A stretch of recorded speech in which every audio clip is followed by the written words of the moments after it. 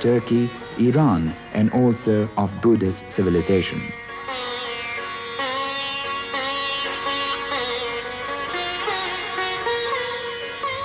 Even today, our village women adorn their bodies with heavy jewelry.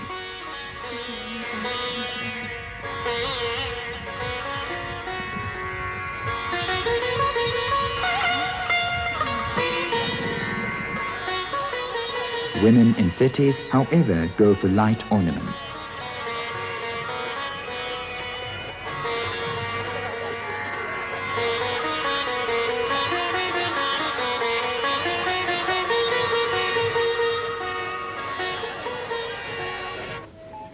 Ornaments made of hides, glasses and marbles are also catching up.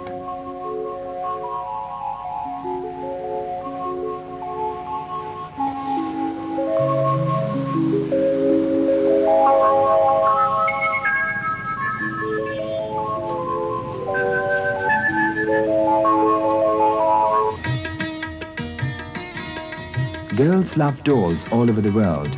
Dolls no doubt reflect the cultural pattern of a country. Toy shops in Pakistan, like shops elsewhere, are full of dolls of all types, sizes and description. They are simple, attractive, colorful and tempting.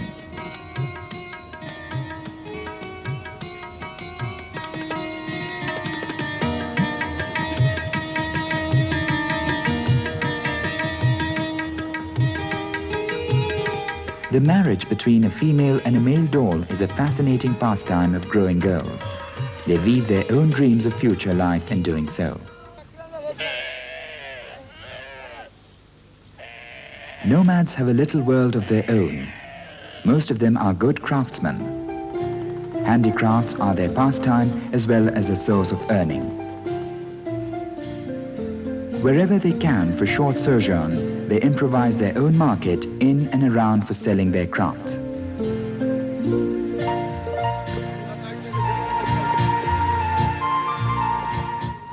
From villages, they move on to the cities during big festivals to sell off their products in the hope of fetching good price.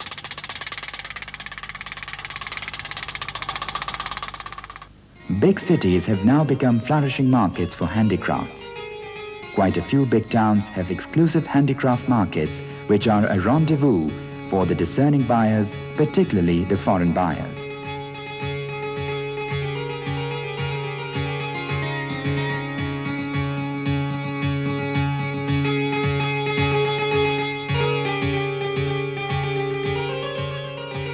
These handicrafts are a constant reminder to the beholder that there is no limit to the creativity of skillful hands.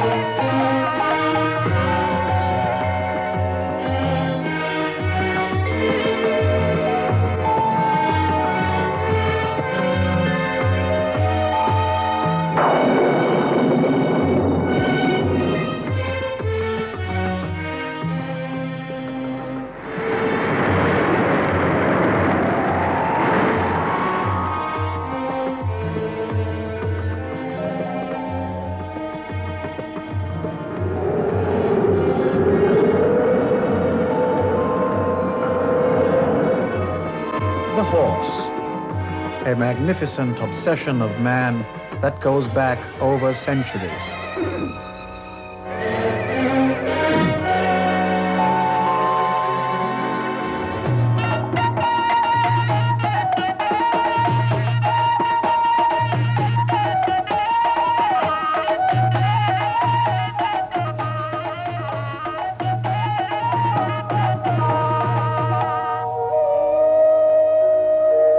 Since times immemorial, the relationship between man and his horse has been one of companionship, service, and friendship.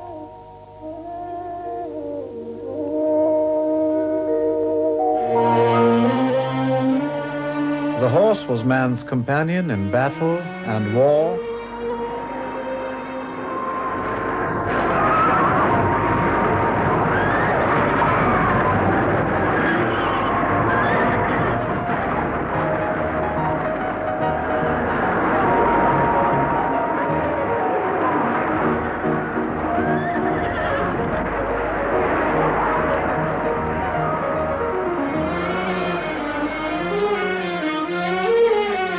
The horse carried man into new and unexplored lands, imparting strength and power and speed to human endeavor. Almost every culture bears the stamp of this unique relationship. Works of art that show the flowering of the Muslim empires in South Asia give a place of dignity and grandeur to this magnificent animal.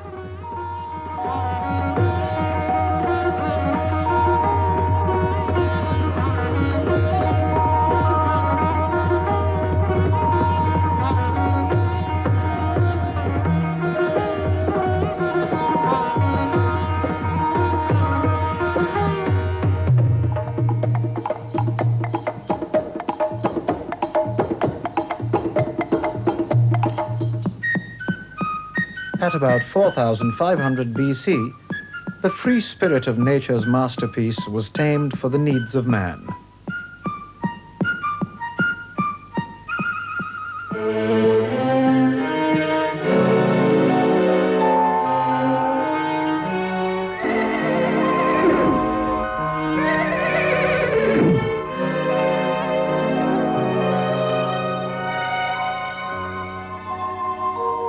While there are many breeds of the horse, the Pakistani strain has grown out of the famous Arab breed.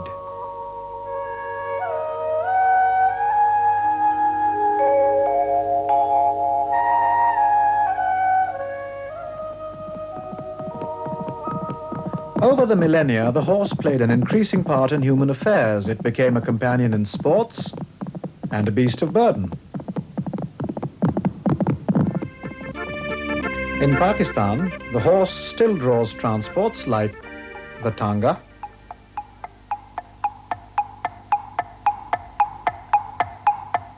and carts, and carriages. At many weddings in Pakistan, the horse is the decorated center of attention as it carries the bridegroom. The sports of tent pegging and polo grew out of this relationship between man and his steed. In the 13th century, the sport of chaugan, eventually called polo, was brought by the Muslims of Central Asia to South Asia, from where it spread to other parts of the world.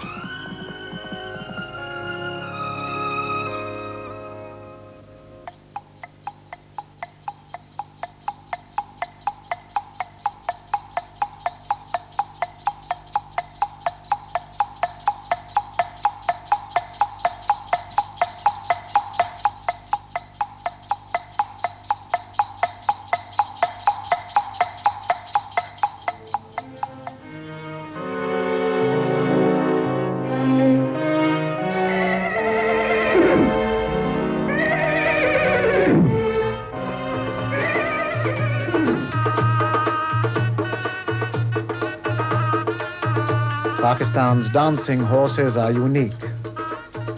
Power and beauty and grace harmonized with music. A novel dimension is accorded to the animal, For when the drums beat and the piper blows his lyrical notes, the horse begins to dance like an enchanted being from a magical land.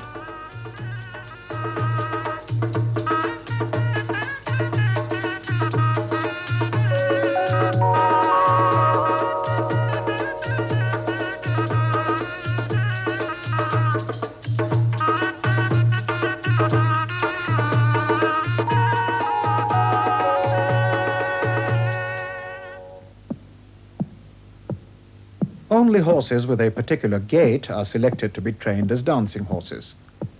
Experts believe that no other breed responds to training as well as the local breed because of its innate flexibility, an obvious requirement for a good dancing horse. But behind the electrifying performance is the acquisition of a difficult discipline through long years of training by a master trainer. He is accompanied by a whip bearer, a sais or a groom, and 4 musicians, one playing the chimta or tongs, another the pipni or pipe, and 2 beating the dhol or drums. The ideal age to start training a horse is when it is about 2 years old. A good responsive horse takes at least another 2 years to learn the art. The master trainer communicates through loud commands and jerks of the rope linking him to the horse. A whip is cracked in the background to make the horse comply better with the commands, and the training goes on with patience and endless repetition, move by move, until the horse learns to respond to the rhythm and blend its moves into the continuity required by dance.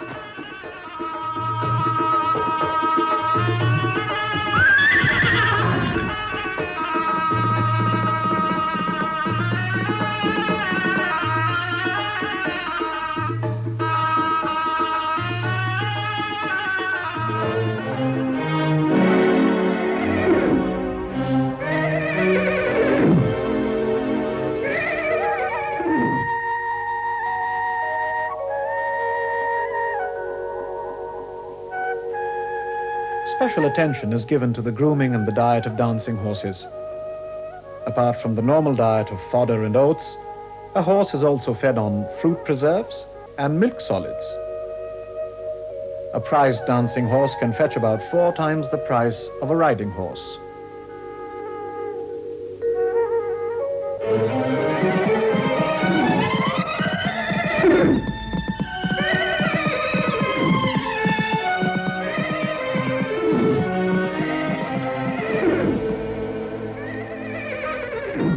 A week before a performance, the dancing horse goes into intensive practice sessions, and on the day it is to perform, the dancing horse is elaborately decorated with great care and affection. The ghungru or small bells are tied to its legs.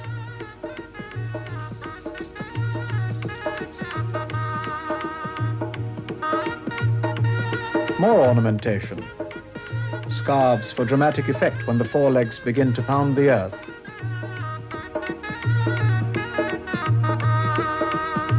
An ornate headdress in gold thread and matching cover for the back.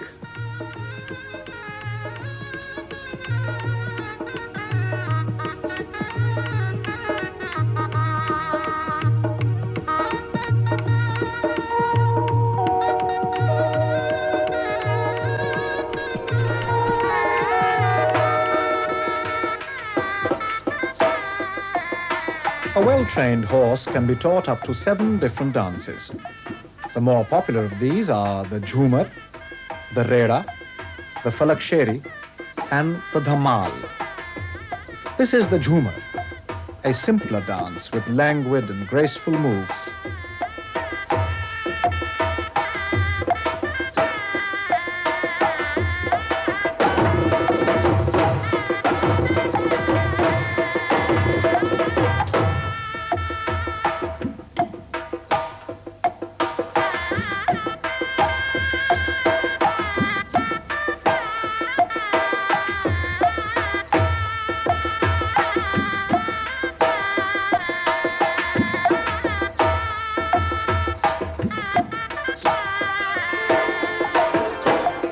The Jhumar gives way to the vigorous and difficult Reda dance.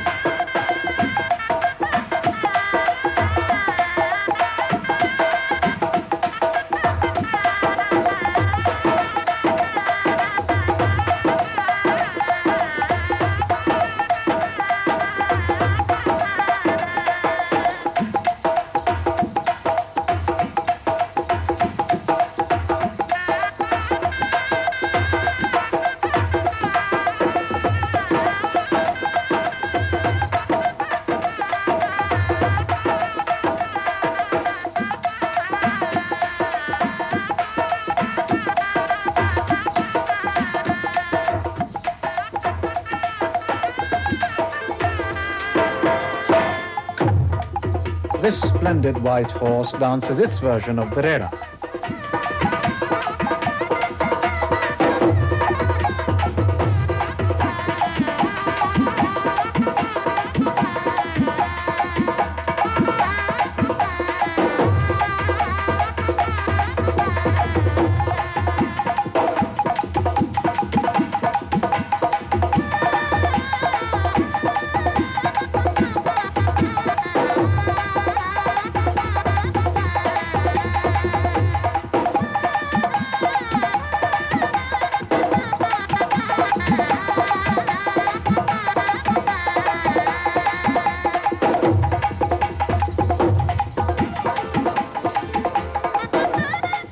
Variations on the steps of the rera are apparent in the performance by this horse.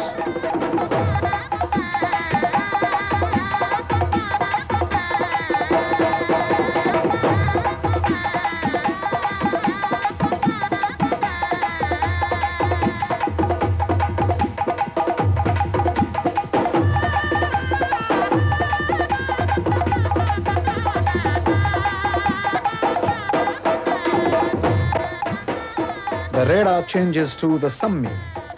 The sammi is a traditional dance of celebration performed by women in the village. The horse imitates the swaying moves of the sammi dancers and abandons itself to the intoxicating beat of the drum.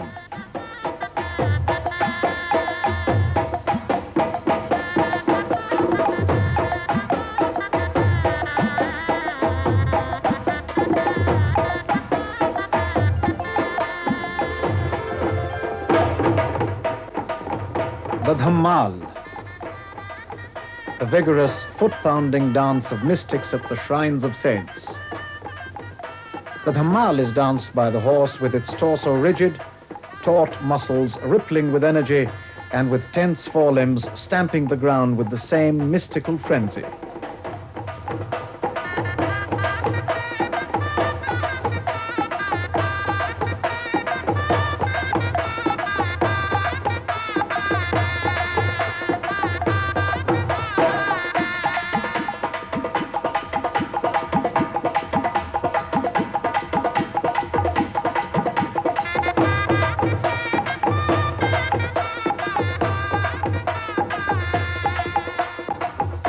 During a performance, one dance can transform into the next with only a transition in the music for the versatile horse to catch. This dance, the Falaksheri, is a heightening of the mystical dhammal. With peaks of emotion, the horse rises on its hind legs, its neck arched and majestic. The horse steps back and forth, drawing on new reserves of strength with a regal grace.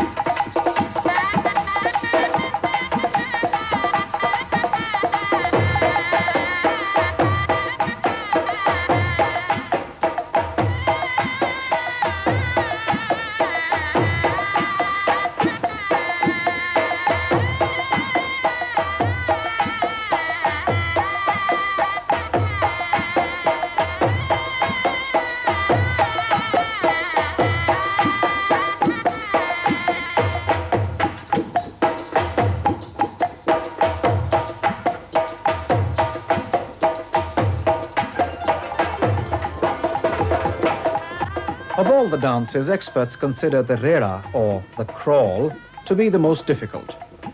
The rera requires great expertise in balance and coordination, for the horse has to crouch low and move forward gradually to the beat on just its hind legs. All this while, its body quivers with the tremendous effort required for skillful execution.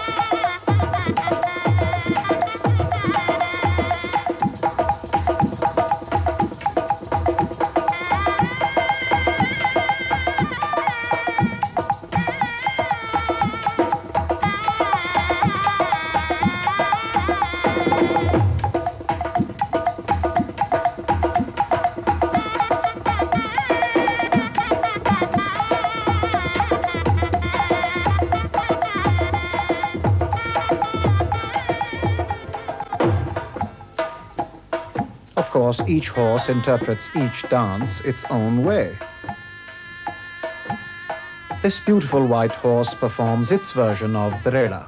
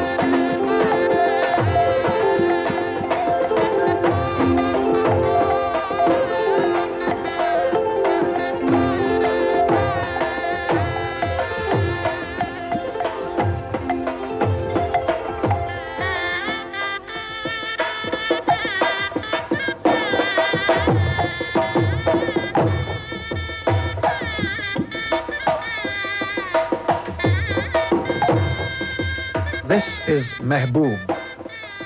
Mehboob is 7 years old and has danced for 5 years now.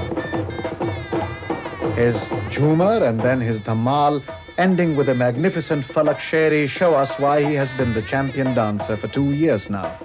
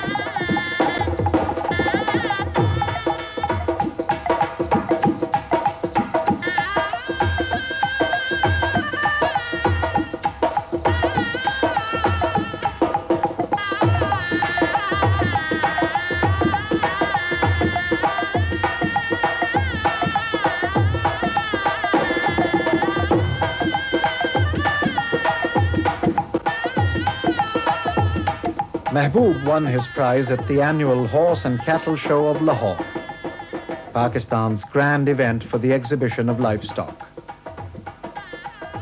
Dancing horses come here from all over the country to compete for the highly coveted Dancing Horse Trophy.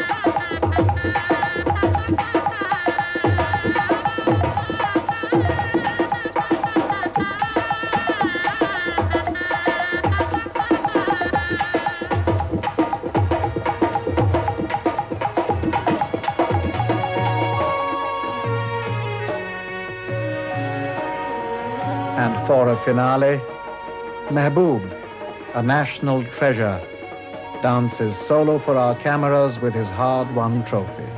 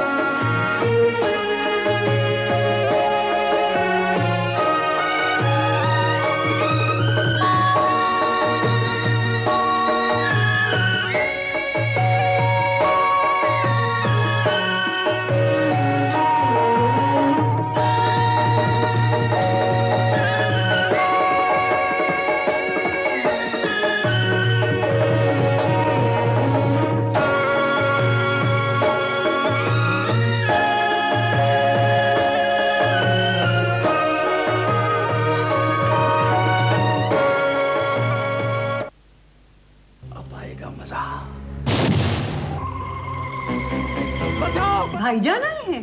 बाहर चल बेटा, बाहर मनाएंगे। हाँ बेटा। मैं तो भूल गई थी। तुम क्या समझती हो? कुछ नहीं होगा सिकंदर साहब। मैं भला ऐसी गलती कर सकता हूँ? और अगर दरमियान में कोई बात हो गई तो? इसको जवाब नहीं देंगे। न जाने मुझे उस वक्त क्या हो गया था। हम सदा के लिए जुदा थोड़ी रहेंगे। खुदा के लिए मुझे माफ करो। आज से हम दूसरे महाज पर जंग लड़ेंगे। फिलहाल आपकी वजह से हम दोबारा ऐड नहीं देखते। उर्दू ड्रामा इंतहा शालीमार रिकॉर्डिंग कंपनी के वीडियो कैसेट पर दस्तयाब है। एक लफ्ज तुमने कहा तो अच्छा नहीं। मैं खुद तुम में से किसी को जिंदा नहीं छोड़ूंगा। मैंने जरा से उसको हाथ लगाया उठाने के लिए, तंग करने के लिए मुझे। वो तो हमें डांट रही है। उर्दू ड्रामा उरूसा शालीमार रिकॉर्डिंग कंपनी के वीडियो कैसेट पर दस्तयाब है।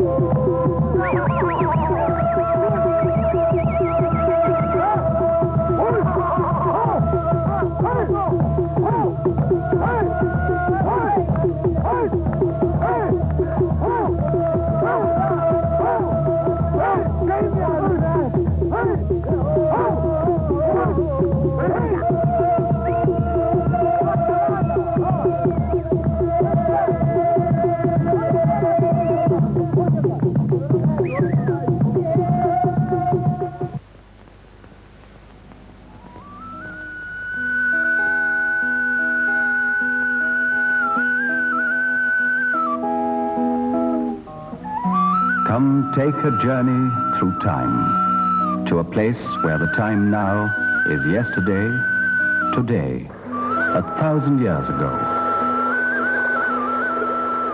To a place where the life stream of the people has been cascading down through the centuries, serene, unchanging, as anonymous as the mountain streams themselves which interlace the backdrop to their culture. The valleys of the Kailash people in northernmost Pakistan.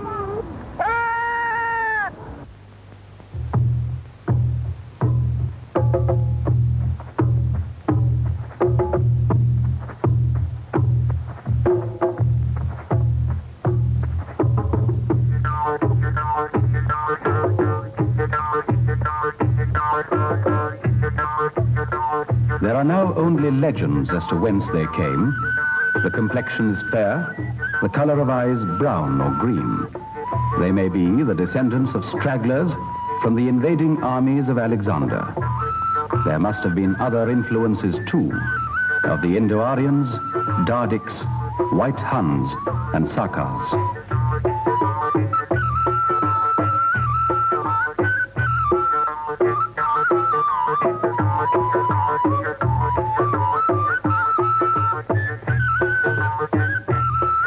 The Kailash people have their home in 3 valleys lying between the Karakorums and the Hindu Kush at a height of about 6,000 feet. Their sheltered lifestyle has endured the ebb and flow of stronger cultures away in the plains below them. They number no more than 3,000 to 5,000, living in 3 adjacent valleys, Barir, Bamburet, and Rambur.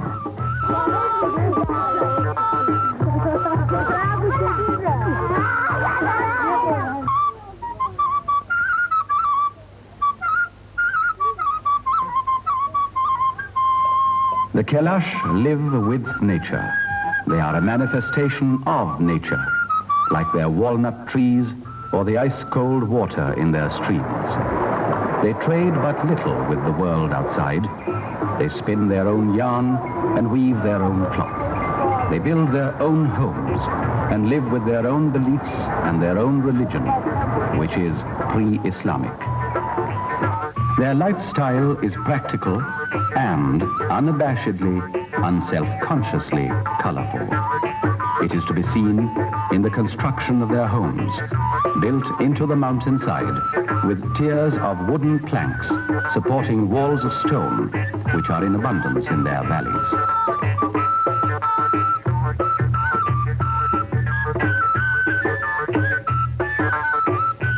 It is there in the engravings with which they adorn their doors and their beams.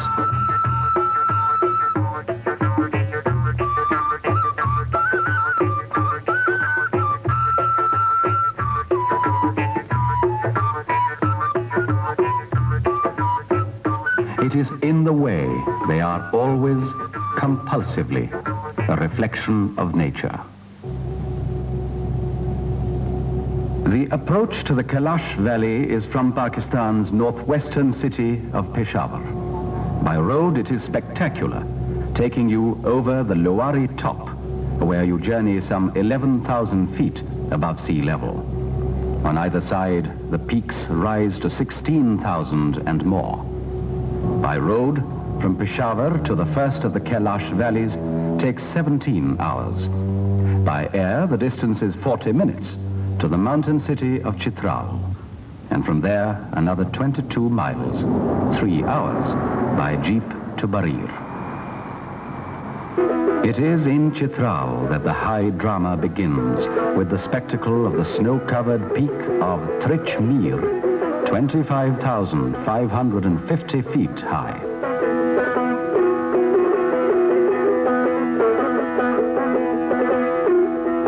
The name Chitral itself is evocative for those who know Pakistan.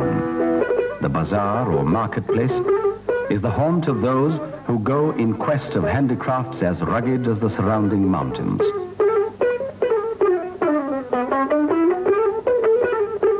Or else it is the halting place of those who seek this eastern gateway to the Kailash Valley.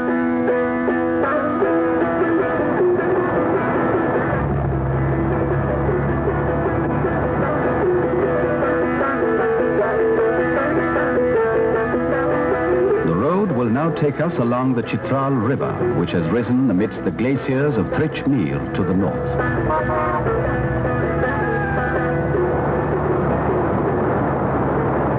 In these lower regions of this river valley, we will pass under towering walls of rock and clay.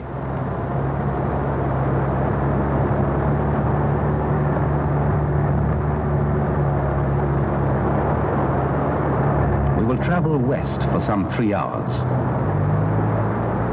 Here we will work our mental transition.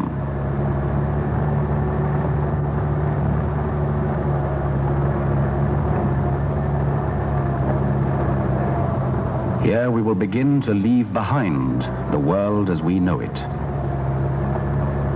Presently, we approach and enter the mists of time.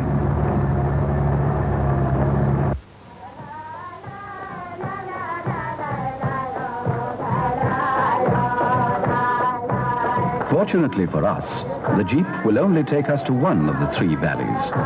The other 2, Bamboret and Rambur, we have the privilege of approaching on foot.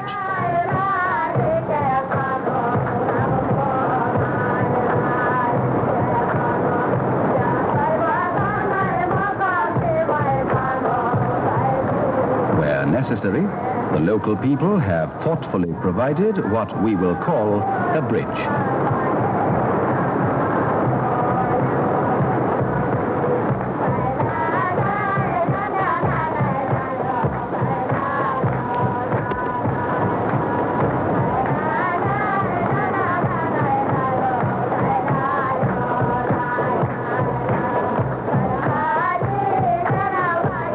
Pleasures of discovery lie always in the way you approach it.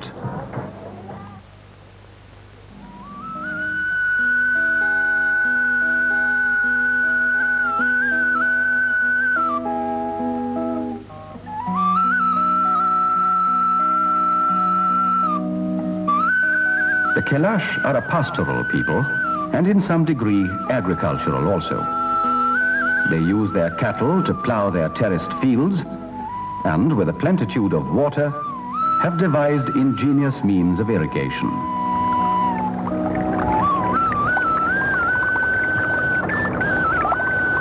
Their main crop, from which their staple diet is derived, is maize. The menfolk have contributed to the economy by plowing the field. Now the women take over ubiquitously, sifting the corn, gathering in the waste fodder for their cattle, yet again, naturally, compulsively, turning communal work into the occasion for social intercourse and gaiety.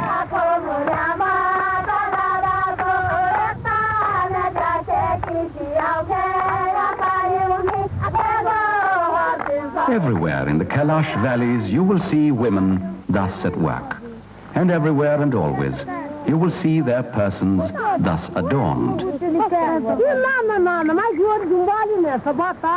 Their headdress, made from cockle shells and buttons and tinkling bells and beads, may weigh from 3 to 5 pounds. The burden is joyfully carried, and with panache.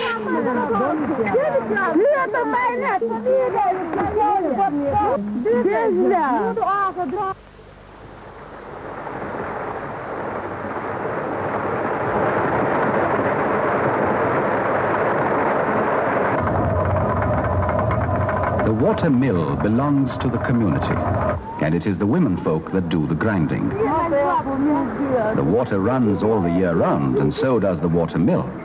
Yet, another of the delightful and indeed Epicurean customs of the Kailash women is to grind the corn fresh for every meal. The diet of the Kailash people is mostly corn flour. It is mixed with water and baked on a rough iron plate.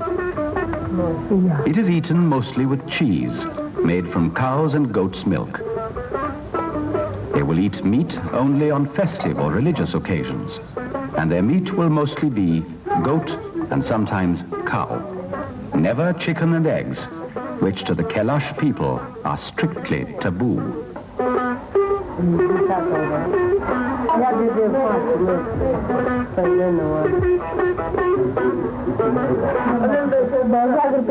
The women cook, but only the men may serve, to both family and friends. No oil or fat of any kind is used in their cooking. Even their meat is boiled only in water, with salt and sometimes spices added.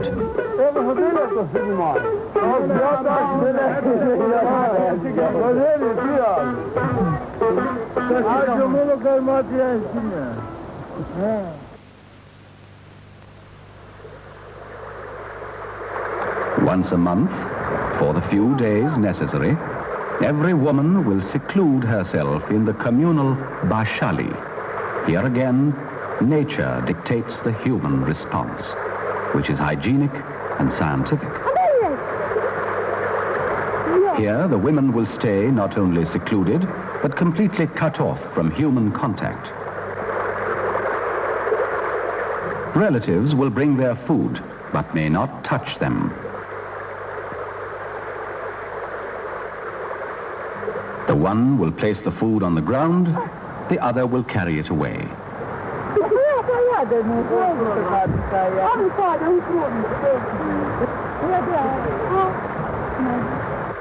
The Bashali is also the maternity clinic, which the expectant mother enters 7 days ahead, and where she will nurse the baby for 40 days before returning to the village. The practice seems as natural as breathing in and breathing out.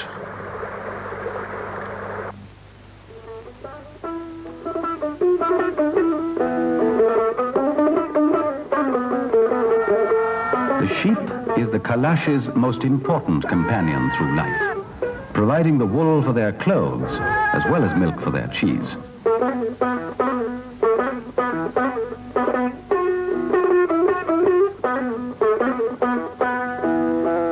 Spinning and weaving are a highly developed handicraft, and one at which, again, it is the women folk that are adept.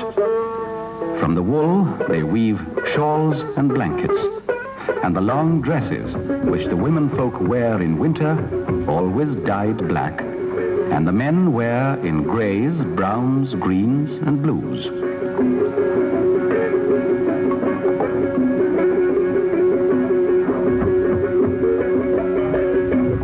Footwear is goatskin wrapped around the ankle and foot and held in place with leather thongs. The Kailash grow no cotton, and this is one of the few articles they acquire in trade down in the city of Chitral. From this they weave their own dresses for the summer months and their belts and other articles of adornment. The women never cut their hair. Detached strands of hair are considered unclean. So the women keep their own combs in separate little holes in the rock by the side of the streams, never at home.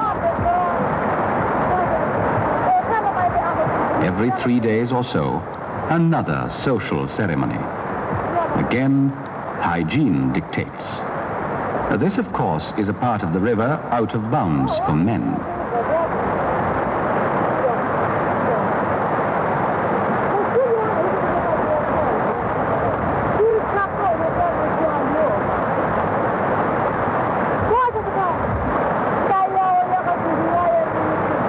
These young women in their teens and early 20s are all married and have been for some years. The Kailash marry young, girls at perhaps 14, boys at 16 or 18.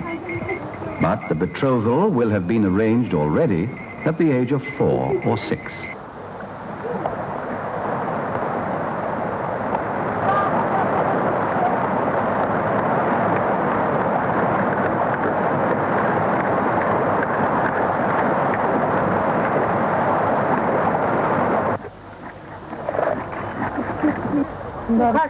Give the car to the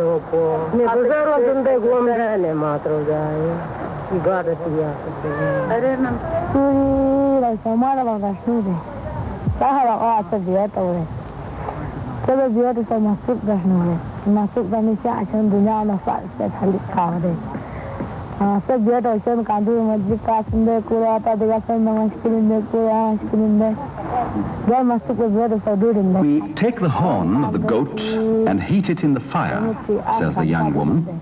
Thus softened, it rubs off on a flat slab of stone in the form of a paste, dark brown in color. We use it on the face to protect ourselves from sunburn.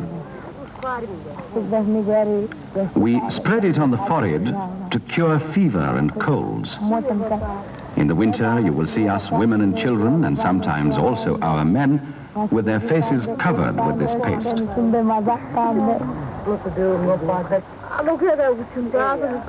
Thus, frequently using it, we also naturally learn to apply the paste decoratively.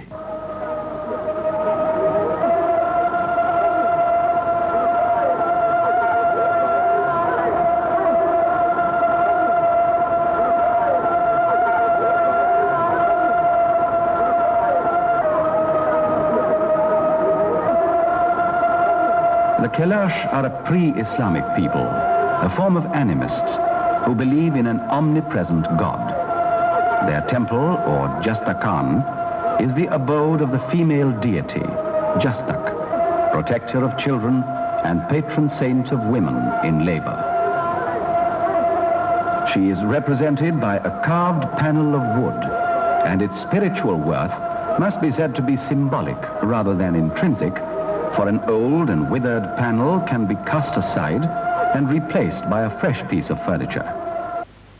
From birth to death, Kailash customs belong peculiarly to themselves. This is their graveyard, Mandau Jau, place of many coffins. In earlier times, they buried their dead in wooden coffins left above the ground with all their clothes and ornaments on them. No one may enter this grove unless to bring in a coffin or erect an effigy. Effigies are carved in wood, a symbolic reincarnation of the departed soul. They may be erected only for men, and not all men at that. Outstanding feats of valor or wealth within the community in terms of cattle and sheep are the criteria for eligibility. And then, the effigy erected, a feast must follow. Death is not an occasion for sorrow, for it brings a release from the travails of life.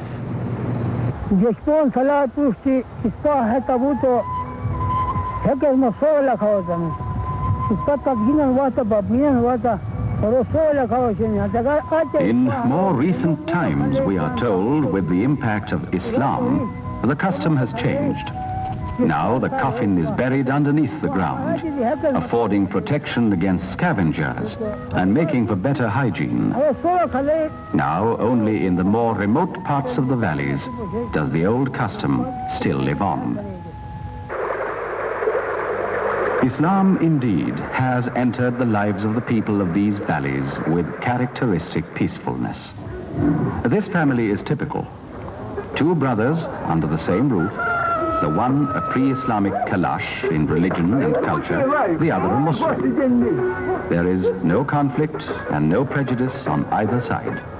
And the influence of the advent of Islam in the home is by example and not by pressure. The change of religion begins to affect the lifestyle. Not only clothes change, values change, diet changes. Ancient superstitions begin to be discarded, but the Kailash temperament, one of peaceful cohabitation, stays on.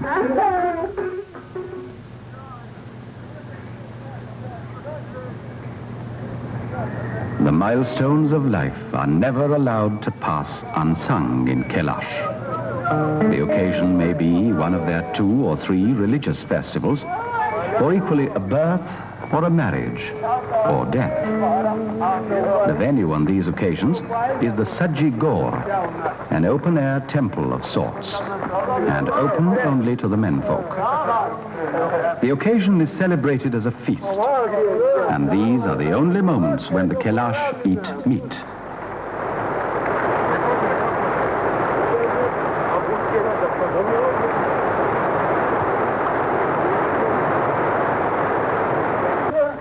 Sajigor is the deity who looks after the world under the command of the Supreme Creator.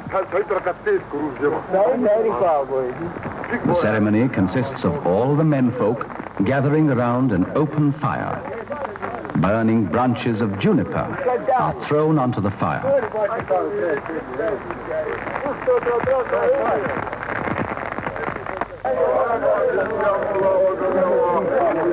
A goat is sacrificed, and its blood is sprinkled on the flames and on the altar.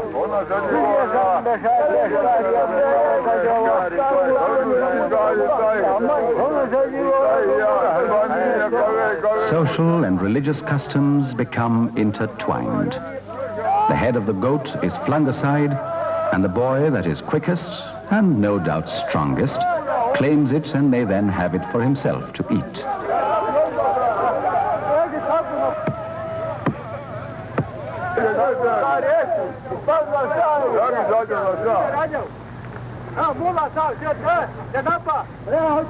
The horns are then hung up from the branch of a holy oak tree within the Sajigor as a sign that the sacrifice has been made.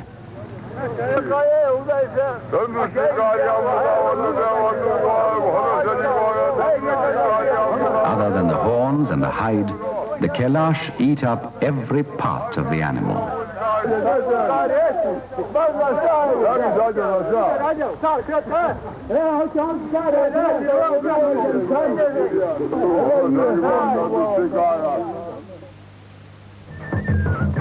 Around mid-December come the first snows to the lower slopes of the valleys.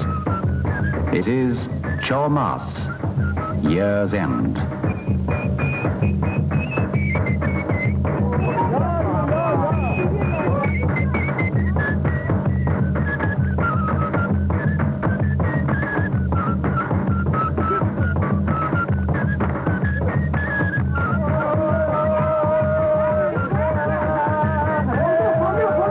It has been another good year.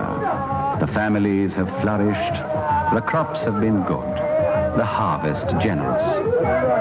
It is time for Thanksgiving and celebration. The Kailash, after all, being happy, are a grateful people. One year has ended, the next must now begin. We bring our children to the Jastakhan, to the goddess Jastak, so that they may be blessed by her in the year that lies ahead.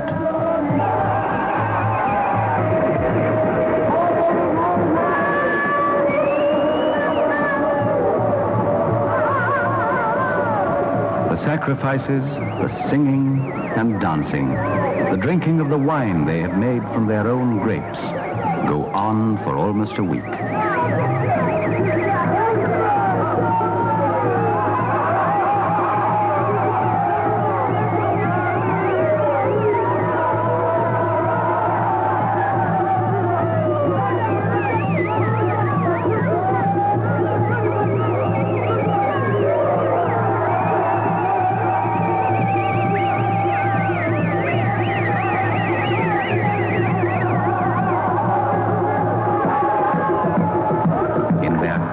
For the carefree life, the Kailash indeed are a tireless people.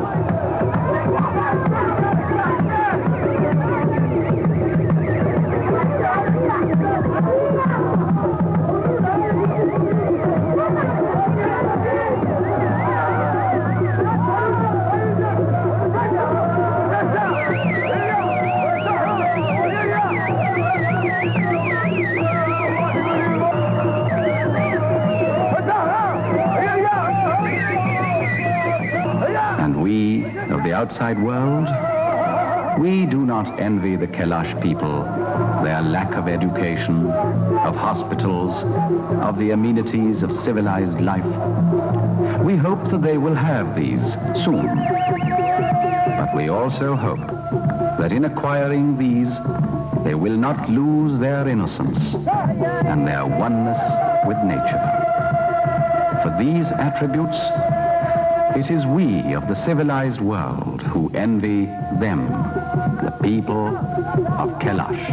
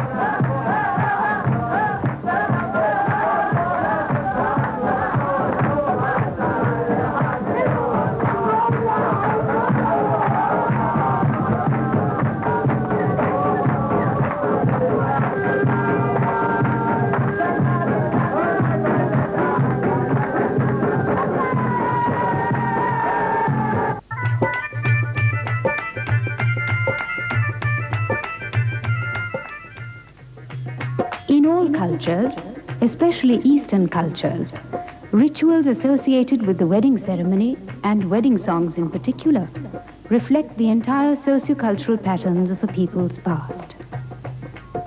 Traditionally, the image of the Punjab is that of a chivalrous, gallant and stalwart people.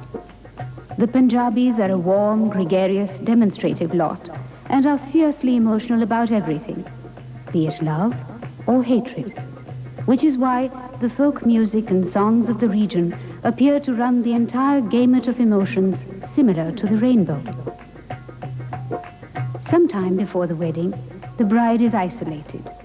She wears saffron-colored clothes and subjects herself to a meticulous routine of beautification.